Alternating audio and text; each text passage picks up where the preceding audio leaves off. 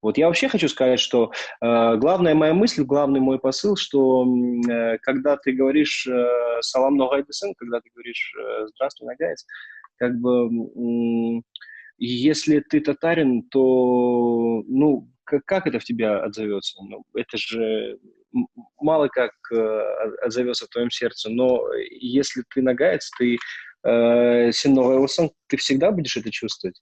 И нам сегодня абсолютно ничего не мешает общаться с нашими друзьями, такими же, как и мы, там, от Симферополя и там до Астрахани. Мы все можем называться как угодно. Мы можем называться эфиопами, замбийцами и лаосцами, но тем не менее есть на что-то, что мы чувствуем это друг в друге. Вот. Ноғайшылық деген, это пресловутое слово ноғайшылық, мы все это чувствуем, мы это знаем, но, видимо, сегодня настало то время, когда нужно это проговорить вслух. Вот и все.